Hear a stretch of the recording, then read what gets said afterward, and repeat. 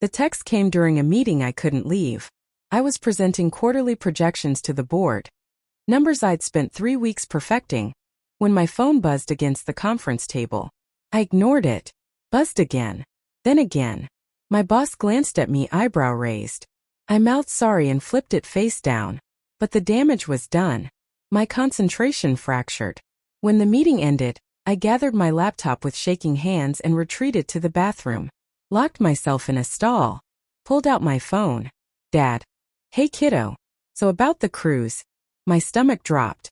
Dad, your mom and I talked it over with Jordan. We just thought it might be better without you this time. You know how you can be. We want this trip to be relaxing. No drama. Hope you understand. Have a good week. I read it 3 times. Then I scrolled up to 6 months earlier, to the night I'd booked the entire trip. I'd been sitting at my kitchen table with a bottle of wine and a dream. That maybe, just maybe, if I planned the perfect celebration for their 30th anniversary, they'd finally see me. I'd spent hours researching. The 7-day Mediterranean cruise. The upgraded ocean view suite because Mom mentioned she got seasick in interior cabins. The sunset dinner package. The spa day. The excursions to Santorini and Mykonos.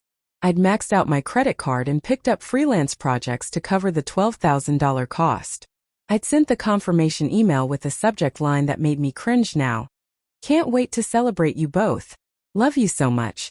Red heart. Mom had replied. Oh, Rebecca, you shouldn't have. This is too much. But she'd accepted. They all had.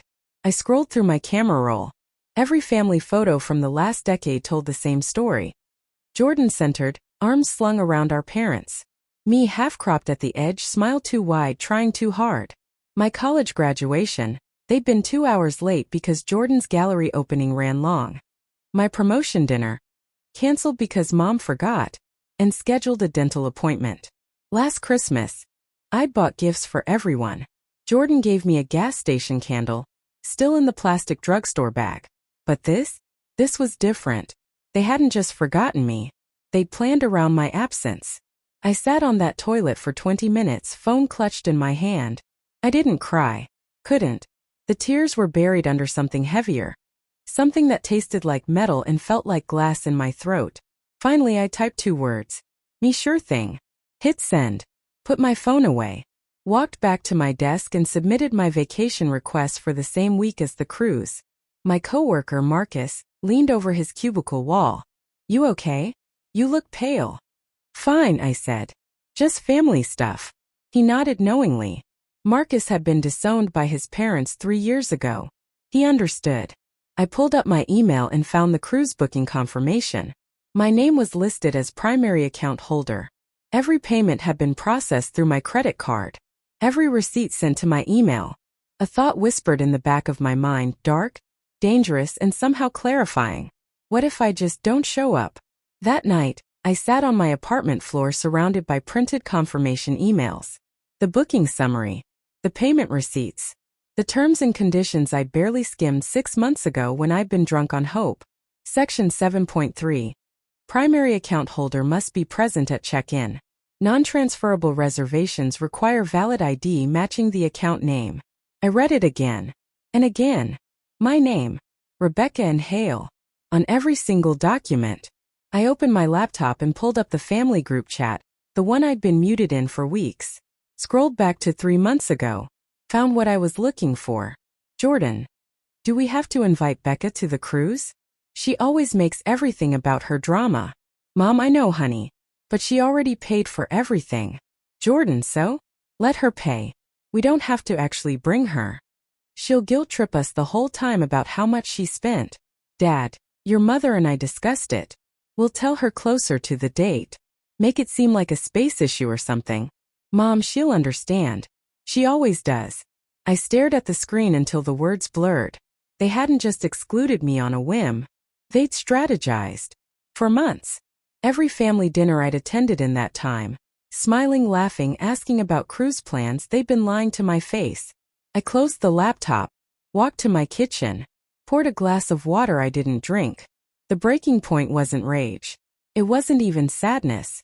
It was the quiet, final death of the version of me that believed love could be earned through generosity. I'd spent 32 years trying to buy my way into their affection. Every gift, every paid dinner, every "it's no big deal, I've got it" was a desperate bid for proof that I mattered. And they'd taken it all, the money, the effort, the love, and still decided I wasn't worth a week of their time. I picked up my phone, opened my contacts, stared at Mom and Dad for a long time. Then I opened the cruise line's website and clicked Manage My Booking. Found the section labeled Special Requests and Security Notes. Typed carefully, "I will be checking in last minute due to work obligations. Please do not allow any members of my party to board without my physical presence and ID verification. This is a security measure. Thank you." I submitted the request. An automated reply confirmed receipt within 2 minutes. I set my phone down. Didn't feel victorious. Didn't feel guilty. Just still. For the first time in my life, I'd stopped performing. The next 2 weeks were strange. I didn't respond to family texts. Didn't answer calls. Let them all go to voicemail.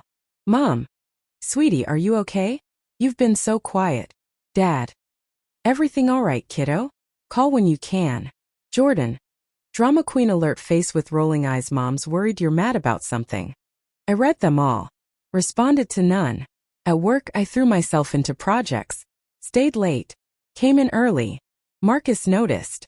"You're avoiding something," he said one afternoon, dropping a coffee on my desk. "I'm fine." "You're a terrible liar." He sat on the edge of my cubicle. "What happened?" I hesitated. Then the words came spilling out, the cruise, the text, the exclusion, the plan I'd set in motion. Marcus didn't look shocked.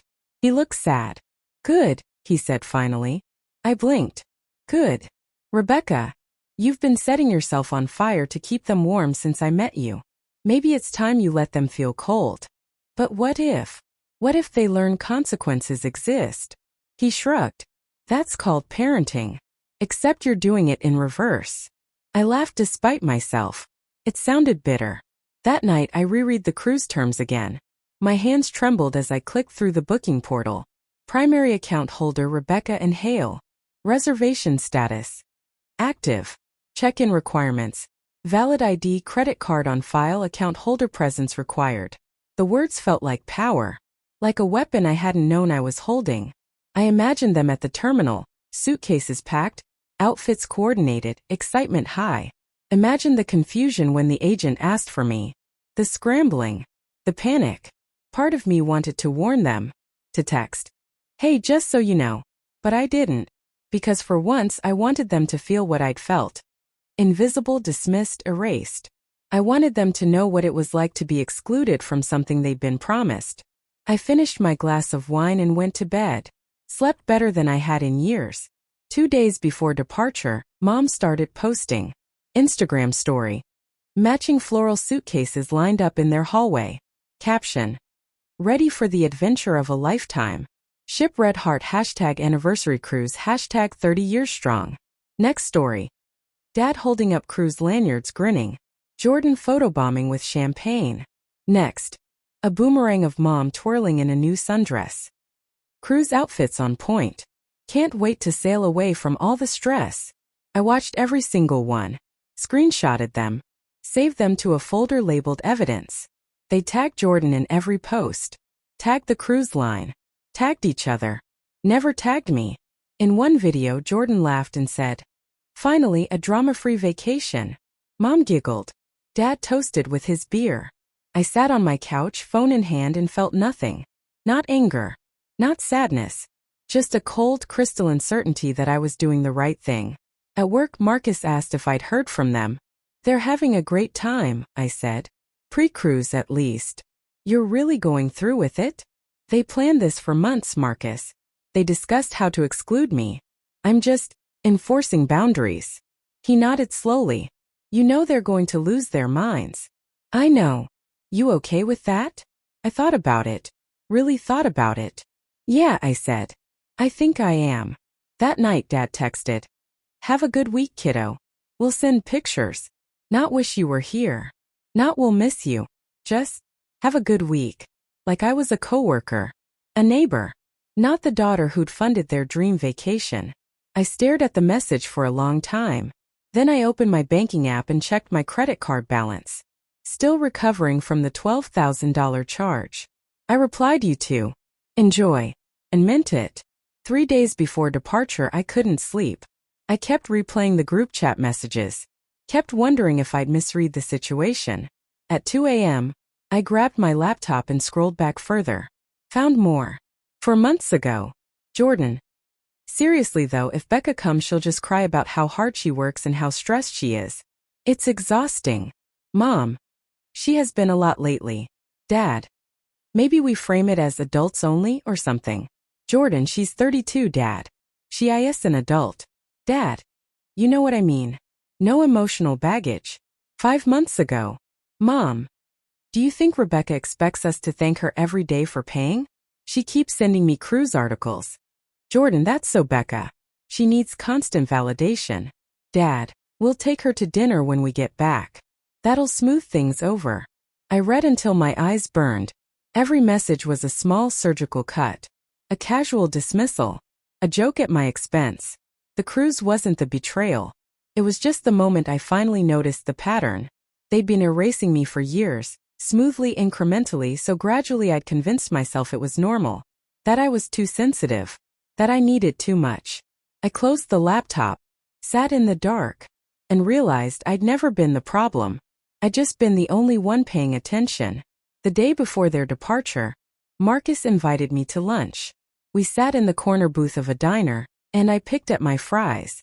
You're spiraling, he said. I'm fine. Rebecca. He leaned forward. What you're doing, it's not cruel. It's consequence. It feels cruel. Because you've been conditioned to think protecting yourself is selfish. He sighed. When I came out, my parents said I could still come to family dinners. But I had to keep it quiet. No mention of boyfriends. No lifestyle talk. He made air quotes bitter. I kept going for 2 years. Kept quiet. Kept pretending. You know what happened? What? Nothing. They didn't suddenly accept me. They just got comfortable erasing me. He met my eyes. The day I stopped showing up was the day I started healing. But you lost them. I lost people who only loved a version of me that didn't exist. He shrugged. Turns out that wasn't love. It was tolerance. I felt something crack open in my chest. They're going to hate me, I whispered. Maybe. But you'll finally stop hating yourself for never being enough. I nodded. Couldn't speak. Marcus squeezed my hand. Let them face the bill, Rebecca. You've paid enough. That night, the night before their 6 a.m. departure, I broke. I lay in bed staring at my phone and imagined every worst-case scenario. What if they missed the cruise entirely? What if the $12,000 was just gone? What if Mom cried? What if Dad's heart couldn't take the stress? What if I was being exactly the monster they always said I was? I typed a message. Hey, just FYI. You should know that my name is on all the bookings and they might need me to. Deleted it. Typed again. I need to tell you something about the cruise check-in process. Deleted it. My thumb hovered over the call button.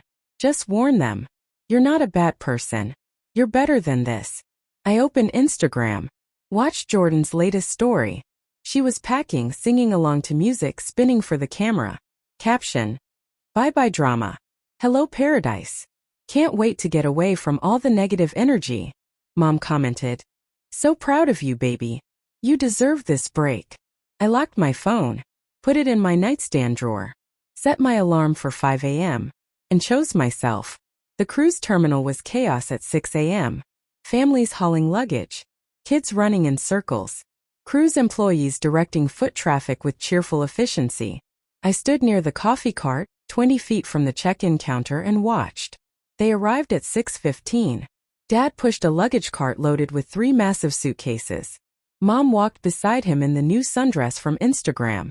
Jordan trailed behind, FaceTiming someone, laughing. They looked so happy. I sipped my latte and waited. They approached the counter. The agent, a woman in her 50s with kind eyes, smiled. Good morning. Booking name. Hale, Dad said. Robert Hale. Party of 3. She typed. Frowned. Typed again. I'm showing a party of 4 under this reservation. Primary account holder is Rebecca Hale. Mom's smile faltered. Oh, yes. That's our daughter. She's not coming. I see. May I have her ID and the credit card on file? She's not here, Jordan said, impatient. It's just the three of us. The agent's smile turned apologetic. I'm sorry, but the primary account holder must be present for check-in. It's company policy. Silence. Dad laughed nervously. That's ridiculous. We're on the reservation. We can show you our IDs. I understand, sir, but the policy is clear. Ms. Rebecca Hale submitted a request that she be present for boarding.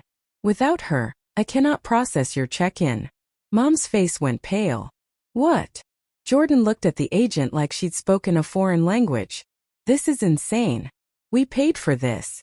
Actually, the agent said gently, checking her screen, all payments were processed under Rebecca Hale's credit card. The reservation is non-transferable. Dad pulled out his phone. Dialed. I watched it ring in my pocket. Ignored it. He called again. Again. She's not answering, he muttered. Try texting her. Mom's voice was rising. Other passengers were starting to stare. Jordan grabbed her phone. This is such a Becca move. She's punishing us because we didn't invite her. Why wouldn't you invite the person who paid? The agent asked, genuinely confused. No one answered. Dad tried calling me twice more. Left a voicemail. Rebecca, this isn't funny. We're at the terminal. They won't let us board without you. Call me back. Now. Mom was crying. Quiet, humiliated tears. Jordan was scrolling furiously through her phone. Can we just pay for a new booking? All cruises departing today are fully booked, ma'am. I finished my latte, set the empty cup on a trash can, and walked toward the counter. Jordan saw me first. Her eyes went wide. You've got to be kidding me. Mom spun around. Rebecca. I stopped 3 feet away. Said nothing. Dad's face was red. What the hell is this? Some kind of revenge. No, I said quietly. It's a boundary. You're going to ruin our anniversary because you're petty? Jordan hissed. The agent cleared her throat.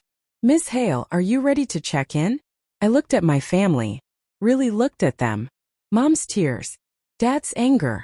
Jordan's contempt. And I felt nothing. Yes, I said. I walked to the counter. Handed over my ID and credit card. The agent processed everything with professional efficiency. You're all set, Miss Hale. Enjoy your cruise. Wait. Mom grabbed my arm. You're seriously leaving us here?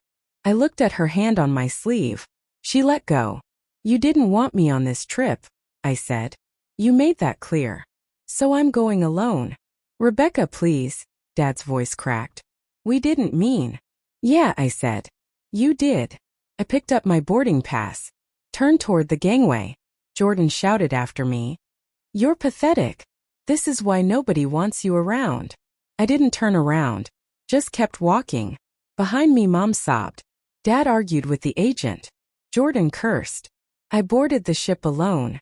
And didn't look back. The cruise was quiet. I spent the first day in my cabin, the ocean view suite I'd booked for them, crying. Not from guilt. From grief. Grieving the family I'd wanted. The love I tried to buy. The version of me that believed she could fix everything if she just gave more. On day 2, I sat on the balcony with a book and watched the ocean. Ordered room service. Slept without nightmares. Day 3, we docked in Santorini. I took the excursion I'd booked months ago, wine tasting at sunset. Met a woman named Claire, traveling solo after a divorce. We laughed about freedom. About reinvention.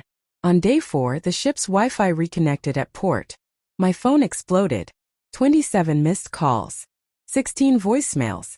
43 texts. I read exactly one. Jordan, you're a selfish, spiteful bitch. Mom's devastated. I hope you're proud of yourself. I deleted the rest without reading them. Opened the family group chat. Saw message after message, rage, then bargaining, then desperate apologies. Dad, please, Rebecca. Let's talk about this. We made a mistake. We're sorry. Mom. I don't understand why you're doing this. We love you. We've always loved you. Jordan, fine. You want an apology? I'm sorry. Happy now? I stared at the screen for a long time. Then I typed one message. Me.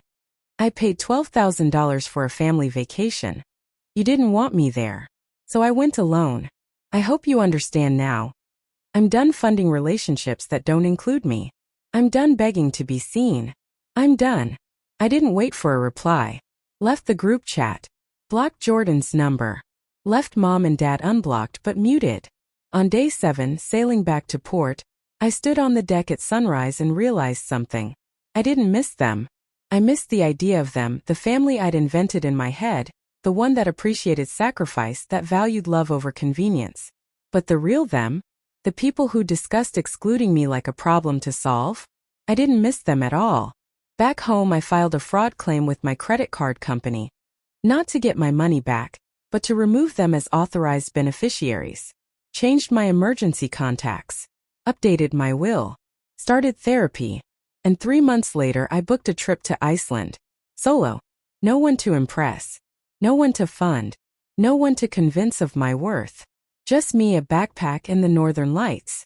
I sent one postcard home. No return address. It said, "Turns out I'm excellent company. Have you ever had to walk away from family to protect your peace? What would you have done in Rebecca's place?" Thanks for watching my story to the end. Subscribe for more exclusive revenge stories.